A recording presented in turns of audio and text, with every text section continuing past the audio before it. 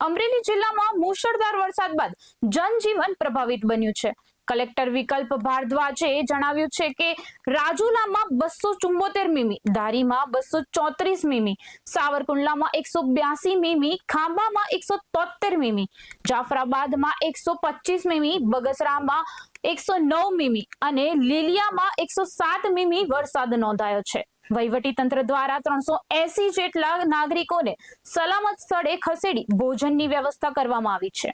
ઉપરાંત 359 માંથી 248 વીજ ફીડર કરી કાર્યરત કરવામાં આવ્યા છે અને માર્ગ મકાન વિભાગ, પંચાયત તેમજ નેશનલ હાઈવેના બંધ રસ્તાઓને સાંજ સુધીમાં પૂર્વવત શરૂ કરવા તંત્ર દ્વારા કામગીરી યુદ્ધના ધોરણે હાથ ધરાઈ છે.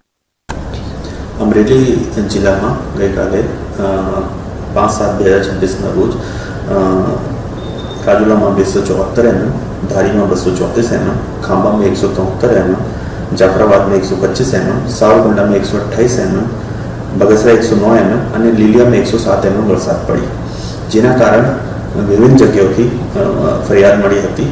જેમાં લીલિયા તાલુકામાં બાવડી ગામમાં 8 લોકો ફસાયેલા હતા, ધારીમાં મીઠાપુર, ડુંગરી, ચલાલા અને કથિવદર ગામોમાં લોકો ફસાયેલા હતા અને સાવરકુંડલા તાલુકામાં જૂના સાવર ગામમાં લોકો ફસાયેલા હતા.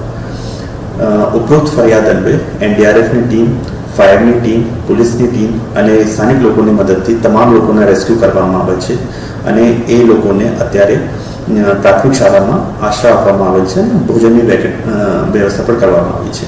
રોડ રસ્તાની વાત કરીએ તો હાલની પરિસ્થિતિમાં માર્ગ અને મકાન વિભાગ સ્ટેટના કુલ 6 રસ્તા બંધ છે, જેમાં 3 રસ્તા ઓવરટોપિંગના કારણ અને 3 રસ્તા ડાયવર્ઝન ધોવાઈ જવાના કારણ બંધ છે, જેને હાલના સમારકામ ચાલુ છે અને આ સાંજ સુધીમાં બધા રસ્તા ચાલુ થઈ જશે.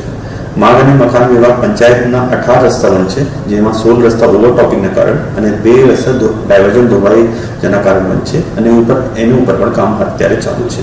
નેશનલ હાઈવે એક અમરેલી સાવરકુંડલા રોડ ઉપર ધોવાઈ ગયા છે અને બીજા એક ખાંભાથી નાગેશ્વરી જતા રસ્તા ઉપર પણ ધોવાઈ ગયા છે. એ બંને રસ્તા ઉપર અત્યારે હાલ કામ ચાલુ છે અને આ